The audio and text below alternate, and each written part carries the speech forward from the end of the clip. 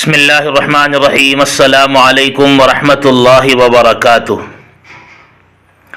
محترم دوستو، بزرگو، اللہ تبارک و تعالیٰ کی طرف سے امید ہے کہ آپ سبھی حضرات بخیر و عافیت ہوں گے۔ اللہ ہمیشہ آپ کو خیر و عافیت سے رکھے۔ محترم دوستو، آج میں بہت ہی اہم بات آپ کے درمیان لے کر حاضر ہوا ہوں۔ وہ یہ ہے کہ آج کل الیکشن کے ایام چل رہے ہیں۔ اس سلسلے میں مذاکرے زوروں پر ہے، تو آئیے اس سلسلے میں قرآن اور حدیث کی روشنی میں کچھ باتیں جاننے کی کوشش کرتے ہیں۔ تو دوستو، میں آپ حضرات کے سامنے دو باتیں رکھنا چاہتا ہوں۔ پہلی بات کہ ووٹ کی شریعت کی نظر میں کیا حیثیت ہے۔ ایک انسان کو، ایک ناگرک کو اپنے ملک میں، اپنی ریاست میں ووٹ کو کس حیثیت سے دیکھنا چاہیے، بلکہ میں بڑھ کر کہوں گا ایک مسلمان ووٹ کو کس نظریے سے دیکھتا ہے اور اسے دیکھنا چاہیے۔ دوسری بات، کوئی مسلمان اگر سیاسی میدان میں شہ سوار بن کر گرتا ہے تو اسے کن باتوں کا خیال رکھنا چاہیے، اسلامی تعلیمات کیا ہے۔ تو آئیے ہم بات کرتے ہیں ووٹ کے شرعی حیثیت اور اس کے حکم اور اس کے مسئلے کے بارے میں۔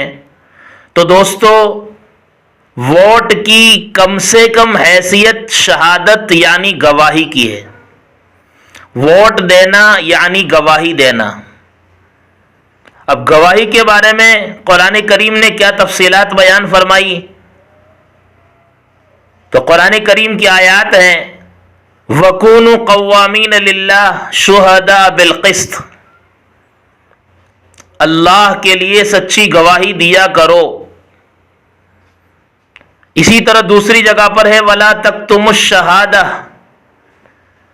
گواہی کو چھپایا نہ کرو۔ اور تیسری بات، احادیث میں شہادت زور جھوٹی گواہی کی آئی ہے۔ تو اب خلاصہ یہ ہوا کہ گواہی دینا سچی یہ واجب اور لازم اور ضروری ہے، اور گواہی سچی کو چھپانا یہ گناہ ہے۔ سچی گواہی دینے کا ہم مسلمانوں کو حکم ہے، سچی گواہی چھپانا یہ گناہ ہے، اس سے بچنا ضروری ہے۔ اور جھوٹی گواہی حرام ہے، گناہ عظیم ہے، بڑا گناہ ہے، اس سے اپنے آپ کو بچانا ہے۔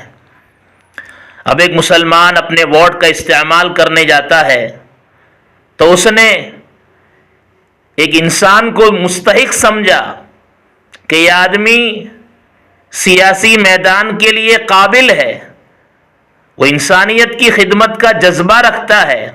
اس نے اپنے دماغ سے سوچا، مشورے سے طے کیا، تو اب ضروری ہے اس کے ذمے کہ وہ ووٹ ڈالنے جائیں، یعنی اس آدمی کے بارے میں سچی گواہی کو دیں۔ ضروری ہے اس کے ذمے، گھر بیٹھا نہ رہے۔ گھر بیٹھنا یہ گواہی کو چھپانا ہے، یہ گناہ ہے۔ اسی طریقے سے وہ کسی آدمی کو غلط سمجھتا ہے، اس کے قابل نہیں سمجھتا، تو وہاں اگر ووٹ ڈالتا ہے تو یہ جھوٹی گواہی دے رہا ہے جو حرام ہے۔ تو دوستو، ہمیں ووٹ کو استعمال کرنے سے پہلے یہ بات ہمیں اپنے دماغ میں رکھنی ہے، ووٹ ایک طرح کی گواہی ہے۔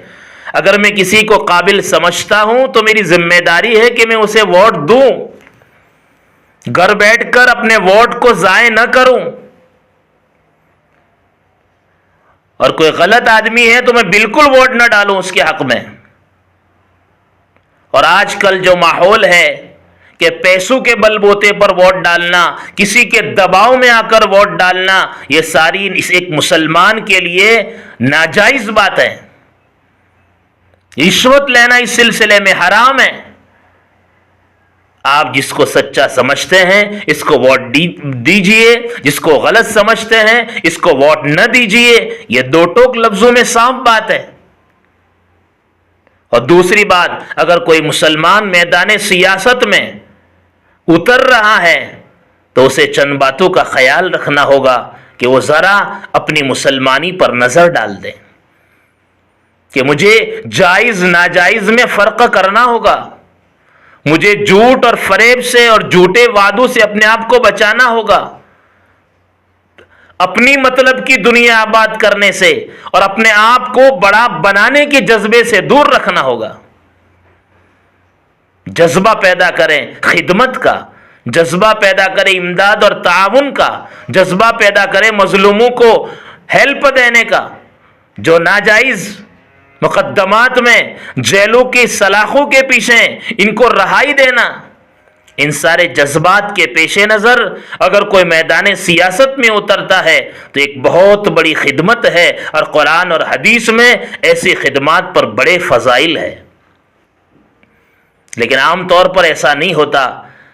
مسلمان عام سیاست دانوں کی طرح اپنے آپ کو ایک انسان سمجھ بیٹھتا ہے اور ساری برائیاں اس کے اندر بھی آ جاتی ہے۔ وہ جائز ناجائز کو نہیں دیکھتا، صحیح غلط کو نہیں دیکھتا، وہ قوم اور اس کی خدمت کو نہیں دیکھتا، وہ ظالم اور مظلوم کو نہیں دیکھتا، جھوٹے اور فریب کار لوگ اور گنڈے قسم کے لوگوں سے ایک تعلق بنا لیا کرتا ہے۔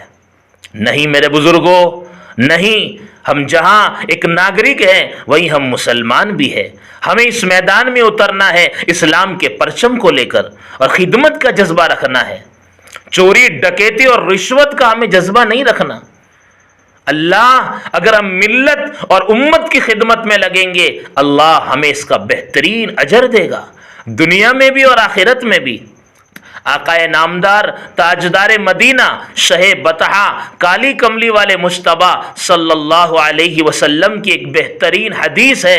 آپ علیہ السلام نے فرمایا، خیر الناس من ينفع الناس، بہترین اور بھلا مانس تو وہ ہے جو لوگوں کو فائدہ پہنچایا کرے۔ تو بزرگوں، ضرور ابھی ایام اور دین اسی کے چل رہے ہیں، تو ذرا یہ ٹاپک اپنے دماغ میں رکھیں اور اپنے گھروں میں اس کے ہم چرچے کرنے والے بنیں، اپنی محفلوں میں اس بات کو ہم چھیڑنے والے بنیں، تاکہ ہمارے مسلمان اس معاملے میں بھی اسلامی تعلیمات پر عمل کر کے دنیا کو بھی بہتر بنائیں اور اپنی ہمیشہ ہمیش کی آخرت کو بھی لہلہاتا کرے۔ اللہ پاک سب سے پہلے مجھے اور آپ سبھی حضرات کو ان باتوں پر عمل کی توفیق عطا فرمائیں، آمین یا رب